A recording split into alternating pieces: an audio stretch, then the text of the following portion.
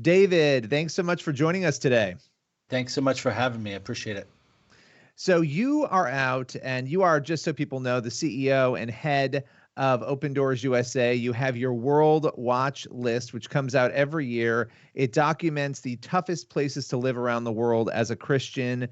It ranks the countries, and it's been a huge source for me over the years of information on persecution, what's happening around the globe. Now, this year, the report was unique for a variety of reasons. I know there have been some major changes, some big shakeups when it comes to persecution. So from a 30,000-foot level, what can you tell us about the big sways that we've seen around the world?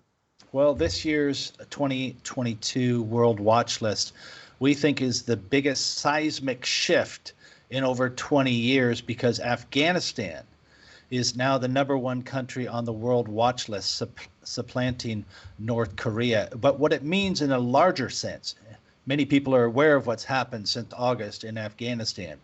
But what it has done is embolden Islamic extremists in other parts of the world. We think it's going to have a ripple effect. In the short term, what it means is that those people who were followers of Jesus in Afghanistan, thousands and thousands of them, I won't be too specific because in part, the Taliban is trying to find and identify how many Christians are there so that they can arrest them, perhaps even kill them. So that is a big shift on this year's World Watch List. And what it also represents in a larger sense is the strength of extremism around the world.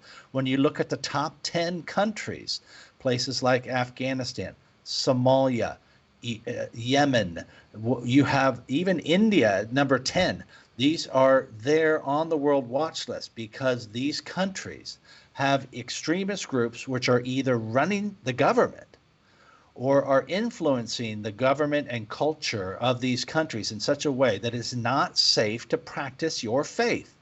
Even India, which is a large democracy, you have extremists in that country, both in the government and Hindu extremist groups, which are attacking Christians, and violence and oppression and discrimination is happening at a major level. So I want to back up to this because I want to emphasize how big of a shift the #1 spot is. How long had North Korea been in that spot? Well, for 20 years, North Korea was #1, and we all know some of the pieces of that. They have a post-communist, or you might say old school communist system that has been generational. They have lifted up now Kim Jong-un as the dictator. People are forced to worship him. Whether they do or not varies depending on the level of education and access to other sources of information. But it's clear that they don't want any other faith except the worship of their leader and the communist system. And in North Korea, they control all the means of life, food source, medical care, these sorts of things. And so there's massive issues of starvation, not just with Christians, but certainly Christians are the last people to get food. They're often put off generationally. If their father, grandfather was a Christian, they'll be put in these really rural, remote areas. If they're found themselves to be a Christian, they'll be put in labor camps. We identify somewhere around between 50 and 80,000 Christians in labor camps. So that's North Korea. 20 years it's been at the top. And now Afghanistan's been a very difficult place. Taliban controlled 60 to 70% of the country already.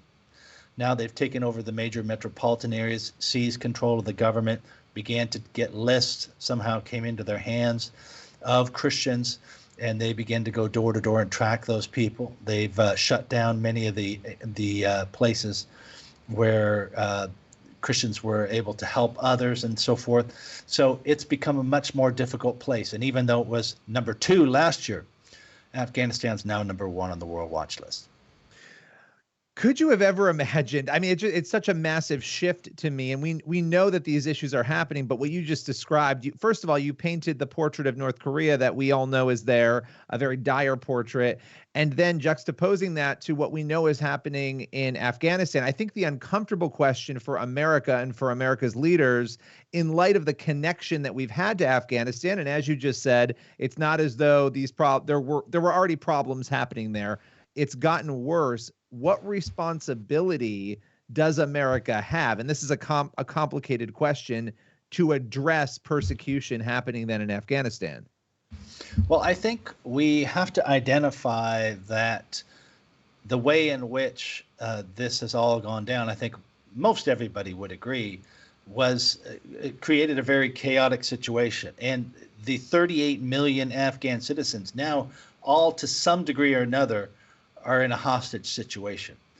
The Christians, however, and particularly Christian women, are especially vulnerable because they are considered enemies of the tribe, the country, the Taliban, the ideology, and they are going to be targeted. But yes, the entire country has issues. There are 3.7 million students, kids that are not in school right now. 60% of those are girls, women, young girls who are not able to be educated because of the Taliban's extremist Islamic Sharia law ideology, which says girls should not be educated. So there are going to be massive issues that we're going to have to deal with regionally. Then, as I mentioned at the beginning, it has emboldened extremists in other parts of the world who think that maybe we'll walk away from, not just America, but Western civilization will walk away from supporting the free exercise of speech, of conscience, and so forth. Let me give you one area. One of the most violent areas against Christians is Nigeria. And on this year's World Watch List, it's number 7. Nigeria is a democracy, and it has a duly elected president, but they've lost the entire north of that country to extremists. Boko Haram is the ISIS affiliated group. They also have another Islamic group called the Fulani, which have a more of a tribal organizational structure, but they also have an ideology. The U.S. has withdrawn Nigeria from their list of countries that they're concerned about, even though thousands and thousands of Christians are being killed there every year, more that we can document than anywhere else. There might be more killed in North Korea, but we can't document all those. We don't know the names, places, and times that they were killed. But we do know Nigeria will respond to international pressure. These are the kinds of places, and India and China, where the U.S. needs to step up, and other Western governments, and support the free expression of faith and conscience. It's not the U.S. alone, certainly, but we have to recognize that these values, they have a ripple effect. And when you lose an entire civilization in a country like Afghanistan, its neighbor is Iran, that's going to strengthen them. The refugee issues back over into Pakistan to their east, more issues, Kazakhstan, to their north, Uzbekistan. These are all fragile states relative to what we would think of as governments. So I think you could see bigger issues there. With Nigeria, I mean, wouldn't that be the time to increase pressure on a country like that? I mean, that whole thing seems a little confusing. What has your interpretation of that been? I don't think anybody understands why Nigeria was taken off the countries of particular concern, because the violence has gone up. Millions of Christians and others have had to flee to the south, to the more industrialized parts of the country. It's now tipped over into Niger to the north, to Chad to the east. Burkina Faso is now on our list. 3 years ago, it wasn't even on the World Watch List, but now they have major issues in the northeast of their country, all from the same group. If you all think back to when ISIS took over, they were making attacks in Iraq and Syria, and then all of a sudden they captured an entire region, which they called a caliphate. We own this territory. That's what's trying to be developed in Nigeria and surrounding countries, and the borders are irrelevant to them. They want oil, they want money, they want gangster organizational structure around their ideology. And so we need to put pressure on the African Union and other places, certainly the Nigerian government, to step up and protect innocent Christians and moderate Muslims in these regions from these extremist groups. Let's talk about China. What did you see in the 2022 report when it comes to China? Because we are seeing there seems to be more pressure being put on the Chinese government. It may not be perfect or as much as there needs to be, but it seems like there's sort of a slow building snowball there. What did you see in terms of persecution? Well, governmentally, I think I'm encouraged to see that this is largely a bipartisan thing, that people understand that China's human rights violations are significant, and that their ambitions to force their way, their political system and other things upon the world is real. And we need to take that into effect. As it relates to the World Watch List, China is number 17, but we have said in the past, I said last year, I say again, their system and their technology is the greatest threat right now overall in the future of religious expression, because they have this high-tech, what I call a high-tech noose around the neck of expression of faith, where they've now forced almost every church. 80% of all the churches are now fractured. If they had a church of 500, now they've had to been forced to break into groups of 50, and then some of those they force them to shut down. They go online, and then they shut down those online groups. There's this continual and it's because they have artificial intelligence. They monitor all the video. They monitor online presence. They just have the ability technologically to monitor Christian groups and score them on their social system in a negative way, that they could lose their jobs, they can restrict their travel, and even worse. So they have a new system which is being picked up by other places. So I think what you're going to see here on the World Watch List is a two-front war. You have this groups like Afghanistan, where you have tribal extremists, sometimes running governments, that are causing chaos. That is proliferating. And then you have on the list these centralized governments that want to push out the expression of Christian faith. That's the two-front war that's happening right now on freedom of conscience. So final question for you. Obviously the 2022 World Watch List is out.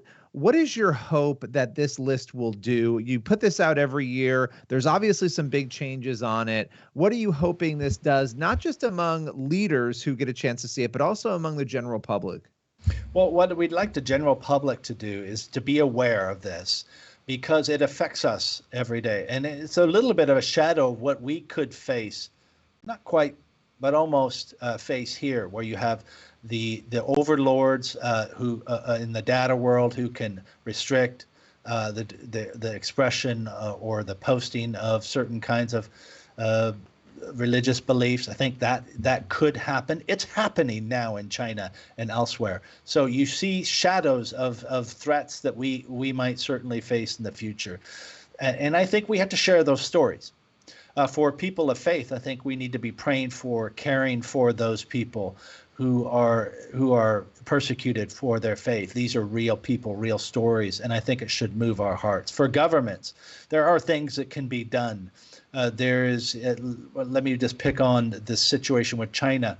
We're going to have the Olympics this winter. There's a sports washing going on, where they're sort of putting a nice little face on for the Olympics, but the reality is they are imprisoning in labor camps people, Uyghur Muslims, because of their faith, not because they're terrorists, but millions of them.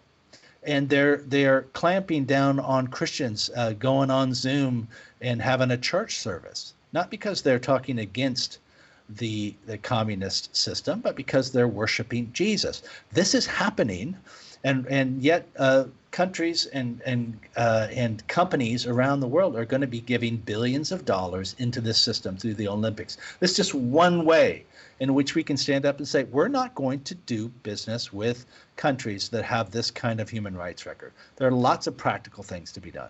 So I lied to you, because I do have one more question. You brought up a couple of interesting things, and you and I have talked many times over the years, and we generally don't talk about America. We tend to talk about the countries around the world that are in the list. But I don't want to be sensationalist. I think we have to be honest about what's going on. But when you do look at what is happening in American culture, there are some things that have people talking, for instance, social media companies and restricting certain speech. How concerned are you? And again, you sort of hinted at it a little bit, but about where we are in this country and what could happen if we don't pay attention to these essential freedoms? Well, we have to be clear that America is not on the top 50 of the world watch list, nowhere close. We have freedoms, we have systems, we have court systems where we can challenge it. But if you've ever had your church shut down and yet the marijuana dispensaries are kept open, then you begin to kind of, well, wait a second, hold on, what's going on here? Our church is being targeted. These are questions that have been raised over the last couple of years. That, as I say, I call them shadows. It's like when a cloud slightly obstructs and you see it on the ground, that there's something going on. Let those kinds of concerns educate you as to the kinds of pressures that face believers in a much more significant way. We are going to have to deal with issues around data security and what happens on the internet. Every church, theoretically, who preaches a biblical-based gospel could have their stuff taken off YouTube if YouTube decides that Christian theology is intolerant. You could have all of your databases shut off. You could have any number of these things have happened, are happening, not on a wide scale, but let it be sort of the motivation for you to understand what is possible and what is happening in other places around the world. And while we enjoy incredible freedom, and these things are not yet happening here, many of them, there are conversations about 501c3 status in universities and colleges. And I mean, these are conversations that happen in political circles, and they can have ramifications if they're not understood. So that's a really healthy way to look at it, I think. And I appreciate you, as always, taking us through the World Watch List. We'll have you back very soon. Appreciate your time. Thank you.